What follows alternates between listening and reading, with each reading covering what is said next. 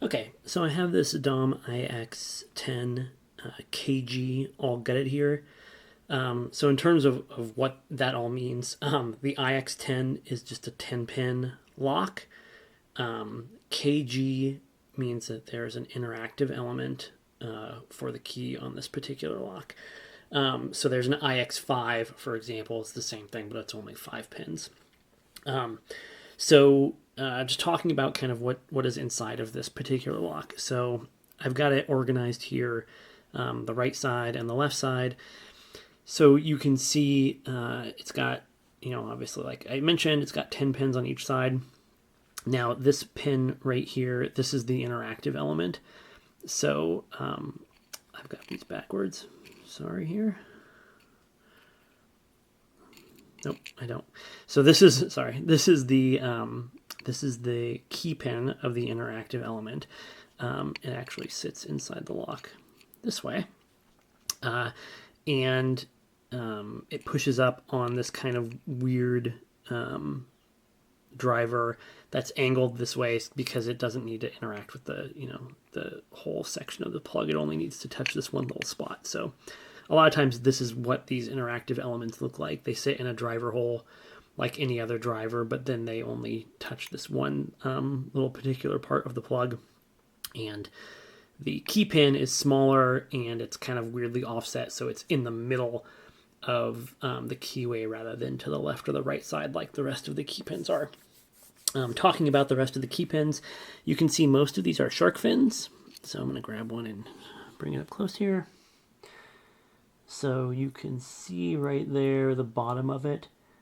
Rather than being an actual round pin like a normal pin would be, it's got this kind of thin little section here. It's supposed to make it harder to pick. I don't really think it makes a difference. You have to be a little more precise in your flag placement, but that's about it. So this one had 8 shark fins. The front pin on each side was a regular pin, and I believe it was because those are anti-drill. So you can see there is a core to that pin. It's probably something hard like steel, so that if you did try to drill this and open it destructively, it would damage your drill bit. There is one key control pin on this lock. I'm just going to roll the plug to the side. So these are the holes that would be where the key control pins go. This one just had one. Again, if the key did not have the correct divot, or if the divot was in the wrong spot, that key control pin would get pushed out. And inside the housing here, you can see that there are grooves on the sides. That's where that pin would sit and would make it so that the plug wouldn't rotate, even if you had the correct bitting. On the key itself, so this ball bearing at the end, that is the interactive element. Just like a lot of other interactives, I'll show you this in a second, there's a little bump inside the keyway that pushes up on that ball bearing that then pushes up on the interactive pin. Unlike a lot of DOM locks that have shark fins, they won't have these round cuts in them. They'll have just lines because that's all you need for the shark fin. But this one's got round cuts for everything. The drivers are nothing special. They look pretty standard. You can see that they are shaped like teardrops. That's so that they only go into the Bible in one direction. The bottoms are not like that, but the bottoms are angled so that they sit kind of flush with the interior of the key. They sit flush with the interior of where the plug is, because again they're offset to the left and right sides. Let's just see if I can show you where the interactive element is inside there. You can see there's that silvery looking thing in the middle. That's the bump that would push on that ball bearing. So you can see it right there. I think that's it. You'll note that this one driver is shaped a little differently. The teardrop shape ends early. I'm not sure that makes any significant difference with how the lock is picked. I've just seen that some of them are shaped that way. So I think that's about it. This little plastic piece right here, this just sits on the side and covers this to keep pins from falling into kind of this weird area here as they've cut it out. But yeah, that's about it. Theoretically, as I mentioned, the shark fin version of these locks is more difficult than the non-shark fin. But again, I don't think it really makes a difference. This particular lock would be ranked brown belt under the Lockpickers United belt system, but it wasn't that difficult to figure out. So the pick is pretty quick. You'll see that up in the next segment, pick and gut, and then that's it. All right, thanks. Okay. Here's the key.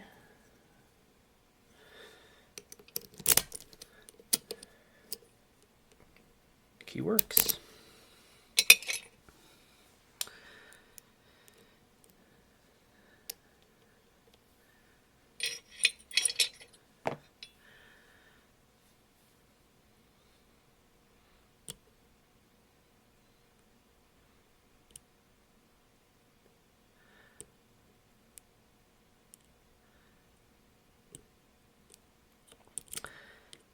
So on this lock, I've noticed that as you set pins, you kind of just get deeper and deeper into a false set as you go.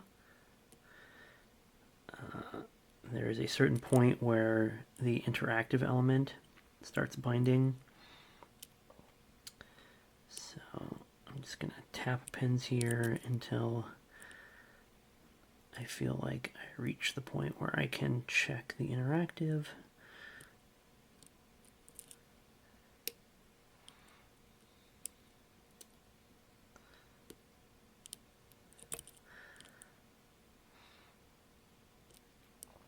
On the minimum lift pins, just sliding my pick under them seems to set them, so that's helpful. And I'm just going back and forth between the two rows here.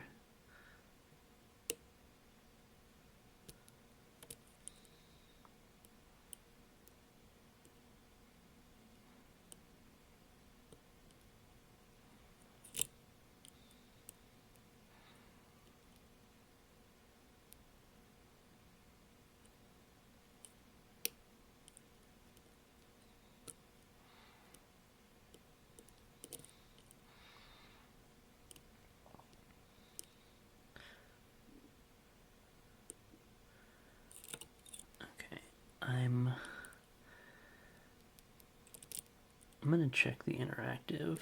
Oh, there we go. That front pin needed a little tap. I'm going to check the interactive here.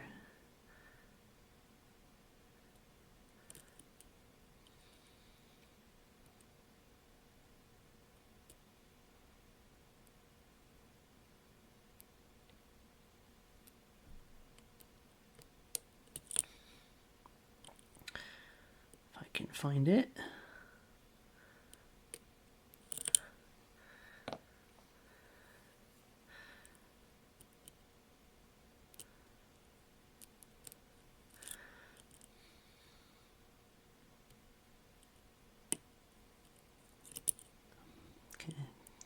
Another tap there. So the way I find the interactive is I'm using a curved flag and I'm just scraping it or running it along the top until I feel the bump of the interactive, and then I just go a little further and then try to lift it. And if it's not binding, oh, there it was. If it's not binding, I can't feel it, and so that lets me know that I'm not done yet. So let me just double check that front pin, and there we go. So that is open. Just gonna manipulate the cam directly here so you can see. All right, and let's get this gutted.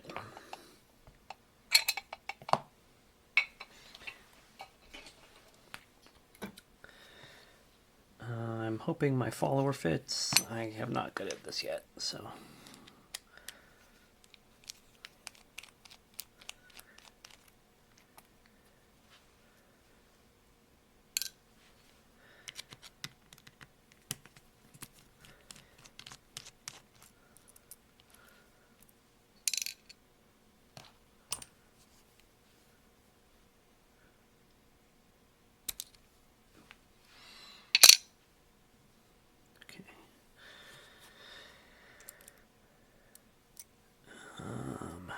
do this.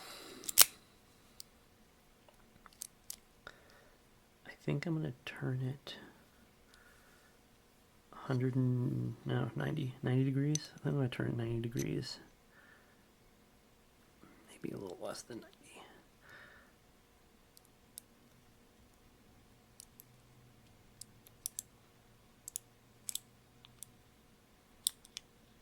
Okay, that didn't sound terrible, so hopefully that worked okay. Oh, I need my tweezers. That's important.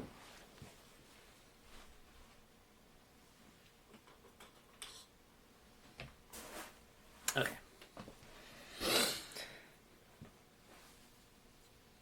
So I think I'm going to do this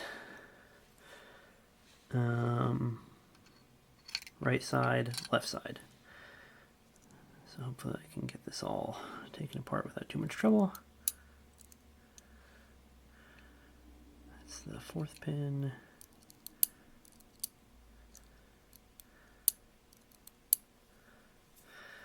Come on.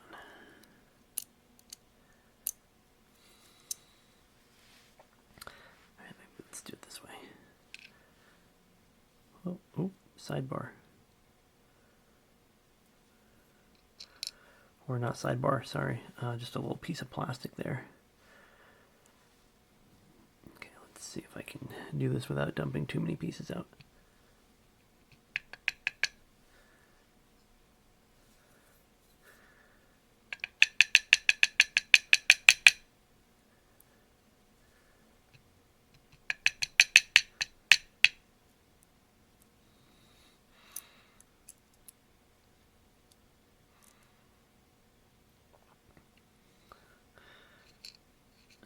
I'm just going to get the ones that are easy here.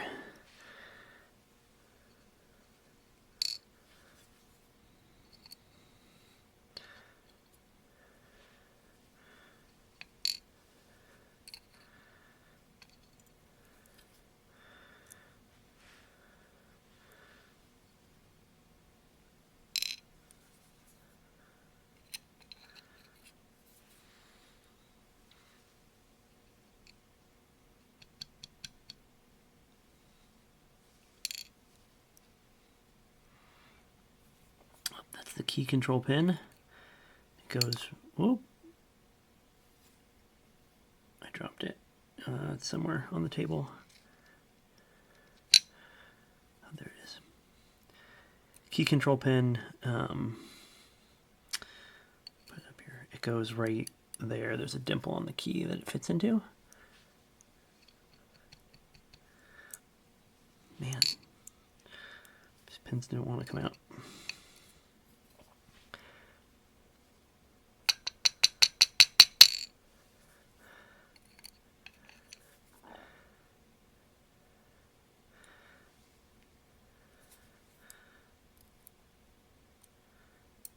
Okay, that makes more sense. So I was wondering why all the pins on this were shark fins except for... oh, okay, hold on. 2 thoughts. Number 1, this is the interactive, not a key control pin. Sorry, it goes right there. That's what I was seeing. So that's good to know. Number 2, I was wondering why the 2 front pins on this were not shark fins while everything else was, and it looks like it's because they are anti-drill. So they've got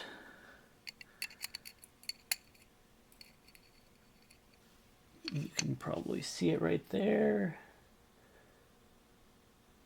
They've got a core in them of probably steel, and so that's why they're not shark fins. That probably goes all the way down to the tip. So, but you can see the rest of the pins are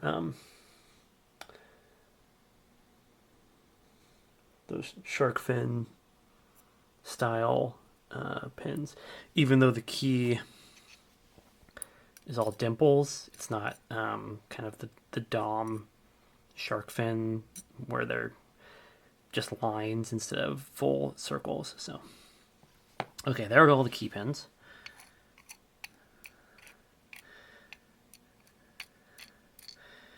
So now let's do the drivers, and again I'm going to do right side, left side. So let's see if I can get this without messing it up too bad.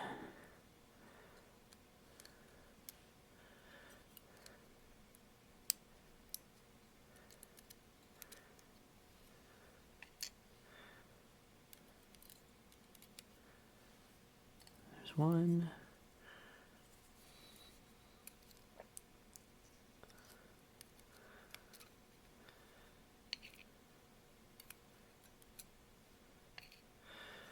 Two.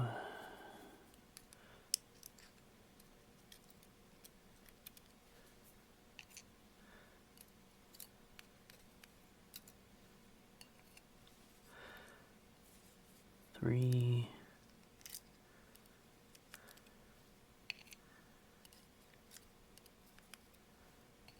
Four. Whoop.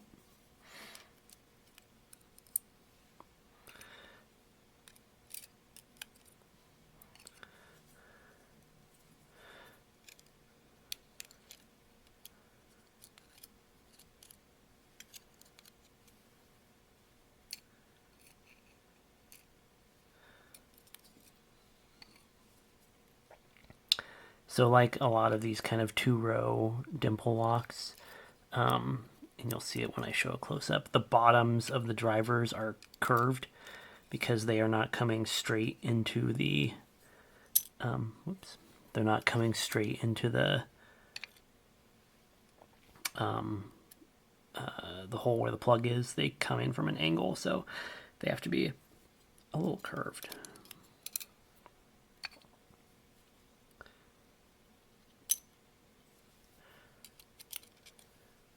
That's the one that the interactive is over, or that's over the interactive.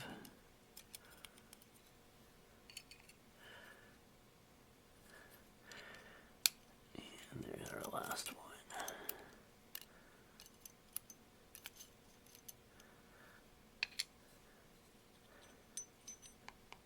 one. Oh, almost dropped that spring.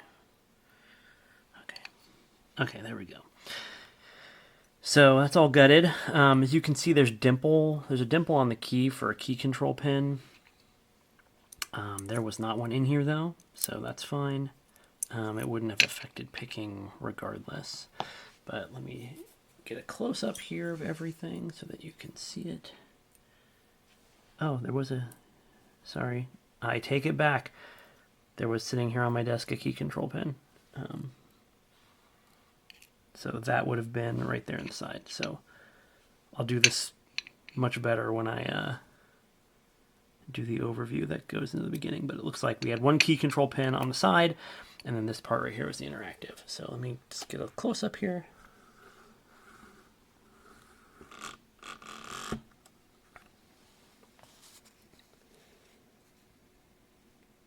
Okay, so you can see the drivers, like I was mentioning, have this kind of curved bottom on them here, so that they align with the top of the chamber that the plug is in correctly. So then the interactive right here, it's kind of a weirdly shaped driver. But other than that, nothing real special about these, it looks like. Although this one, this front one here does have a slightly different pin that may give it a little bit of a different feel on that side. So, but yeah, there you go. You can see it's got 4 shark fins, 4 shark fin key pins on each side. And then the one on the front was just a standard driver, or sorry, a standard key pin, again, because I think it had that anti-drill. And then nothing real remarkable about the drivers, again, except this first one and the interactive right there. But, all right, that is all picked and gutted. That is a DOM IX10 KG.